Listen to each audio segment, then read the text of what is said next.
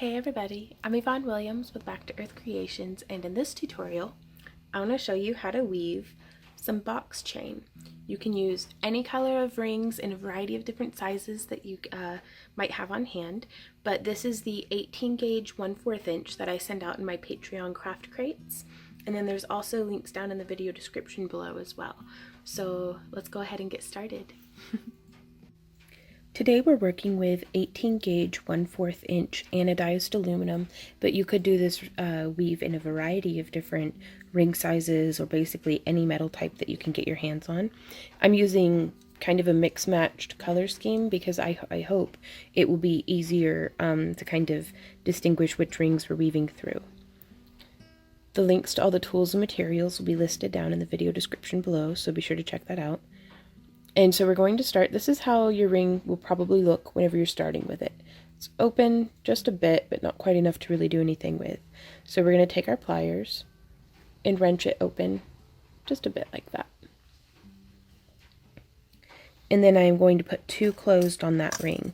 Each, for lack of a better term, unit, which is, you'll see what that means as we continue on with the weave, is going to consist of 2 open with 2 closed on one of them. And to close the rings, we're just butting the ends up together, but the goal is to get it to look as much like one continuous loop of metal as possible. So you can see we need to straighten that up just a little bit more.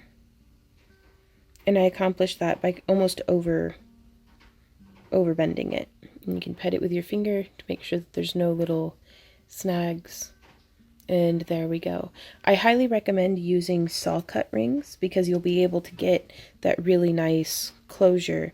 Whereas if you use machine cut, instead of both little ends being flat, like how they are here, one side will be pinched.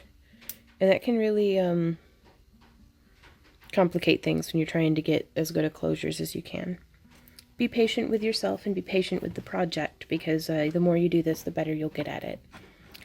And so you can see here, I'm going to start at this top corner and kind of work our way through. Our first ring is going to be 1 open with 4 closed on it. You can see I have 2 of the yellow gold and 2 of the purple. But I am just going to close it. And now I'm going to thread another yellow ring through all 4 that were originally closed. And then I'm going to close that. And then I'm going to separate it to where the 2 purple, the 2 yellow, and then the 2 yellow, like this. Now, if you are familiar with the Byzantine weave, this is very similar in concept to that. Like that'll kind of help you get the hang of it. But if not, then let's just kind of proceed carefully. So I'm holding the purple in my hand and the yellow like that, and then I'm going to split these 2 yellow off to either side,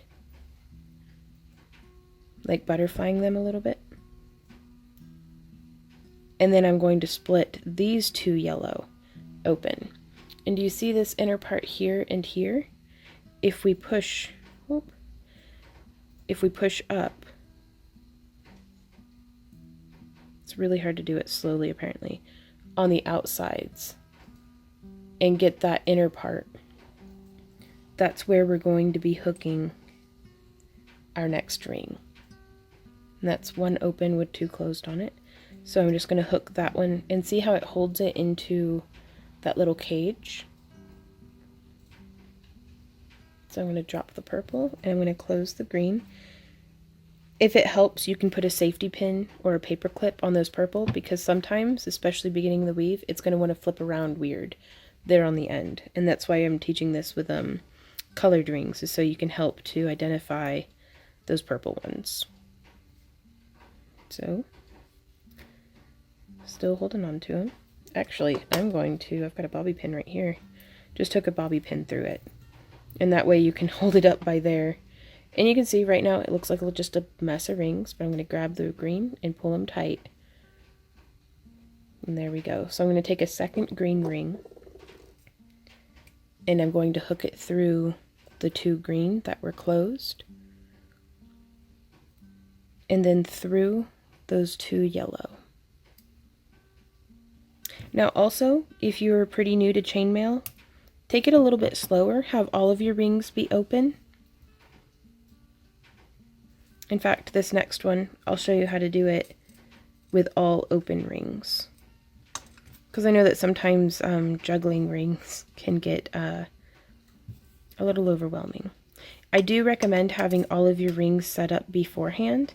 It will tantalize your cats into coming and sitting on your work surface. But aside from that, it really helps to already have your work prepped. That way you can just focus on weaving. So now I'm going to separate these two green rings, butterfly them, bring them around to each side, and then so see how they just kind of fall to the sides, and then you can push them up and then spread those green ones, and then we're going to be threading through these two right here.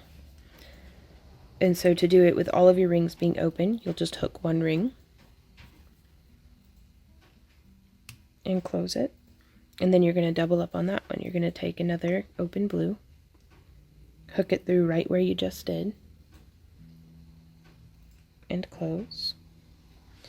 And now you'll take and hook a blue through those two blue, and close.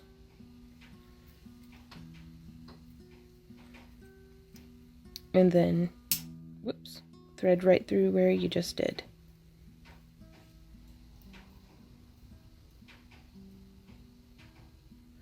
And that's something I do love about these rings, is even with my pliers slipping, there's no marking in the anodizing. It's a really good coat.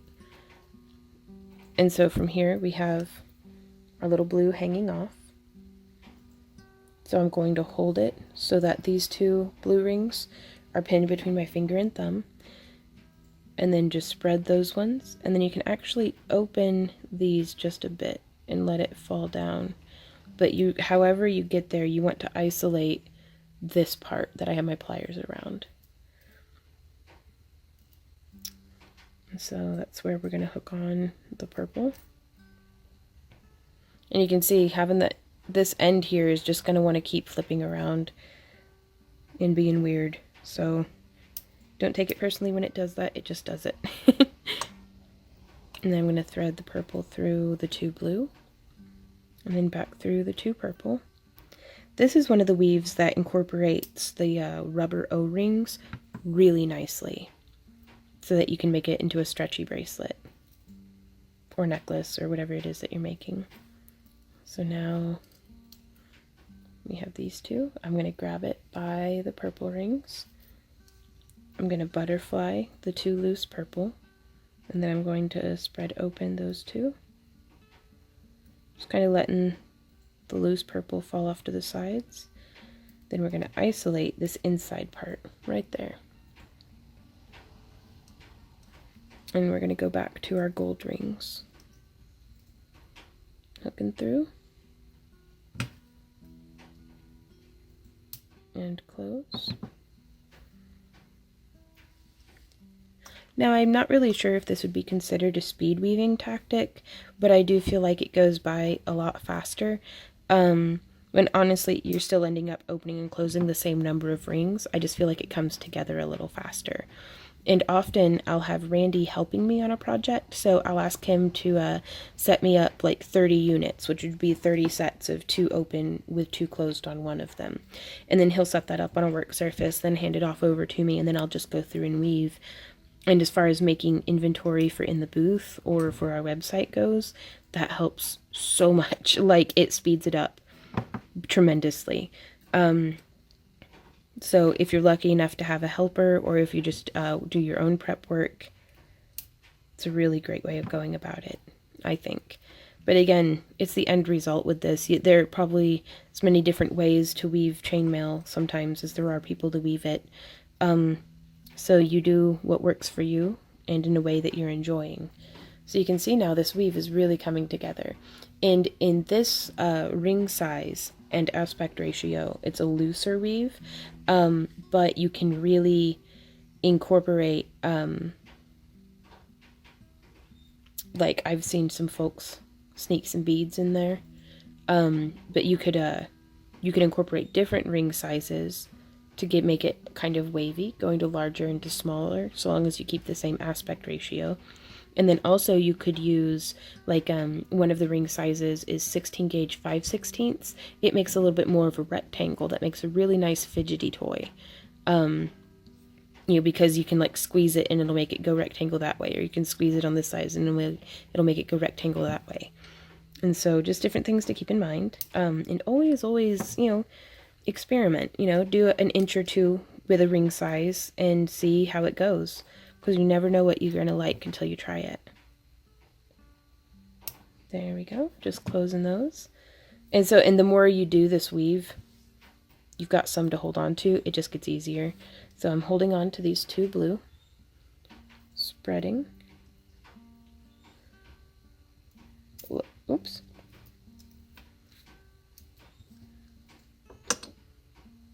Spreading them to either side. And experiment with different hand placement and stuff too. So here I set down my pliers and just did it by hand. So what works for me may or may not work for you. So don't get discouraged. Just keep trying different things. But we're going to hook through those 2 right there and close.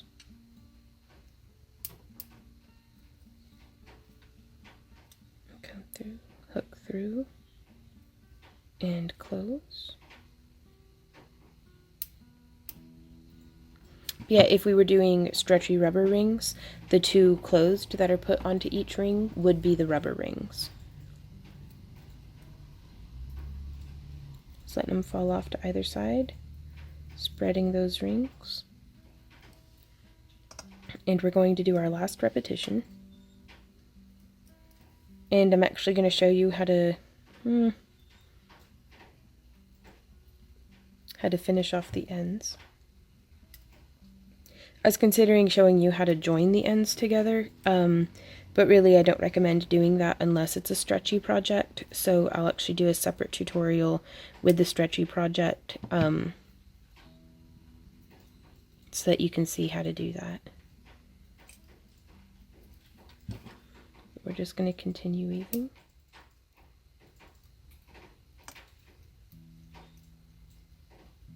Hooking through both of those, kind of the inside sides of the rings, then hooking on the 2 closed and closing that one.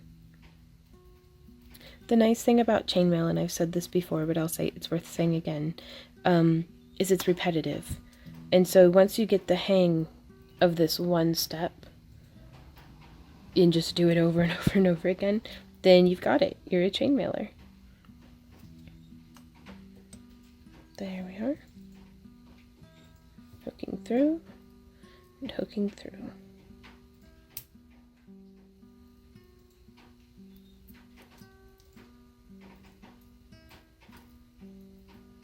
Splitting them apart. And here we're adding in the last one, which if you're making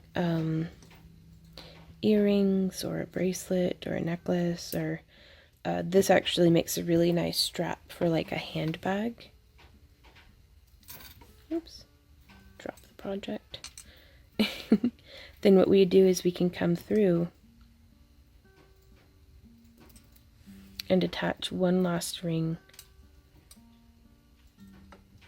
here to this side. And so you could use, I like to use something a little smaller and just hook it through and close. And you'll see though, the end is still going to want to loop around funny, like that. And so we'll just isolate that ring. And so a way to avoid that will actually be to make a little bit of a 1-1 chain, which is just one ring hooked onto one ring, hooked onto one ring. And usually whenever I'm making a bracelet, that's the little bit of the extender chain that I'll be attaching like my clasp or something to, just because it makes it easier to take on and off anyhow. And then I would attach a clasp in the same way. Instead of this ring being attached to another ring, hush puppy, it would be attached to a clasp or a toggle or a button or just whatever you like.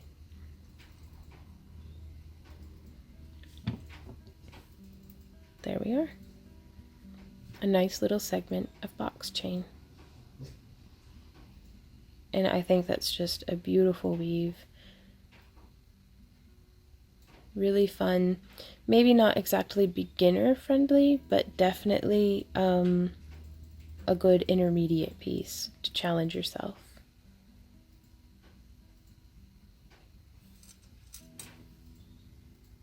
Hey guys, thanks so much for hanging out with me for this tutorial. I really hope that it was helpful to you. If you have any questions, comments, or ideas, I would love to hear from you. If you can leave a comment down below or tag me on Instagram or post a picture of what you make to my wall on Facebook. Again, all the links for that stuff will be down below. If you enjoy my free daily tutorials, please like, share, and subscribe, as well as maybe check me out on Patreon. We do all sorts of different giveaways and craft crates and digital download content and behind the scenes stuff, all sorts of stuff over there. So, and you don't even have to be a pledger to see some of it, though the more you pledge, the more you get. So I really appreciate you guys though, and until my next video, happy crafting! Bye!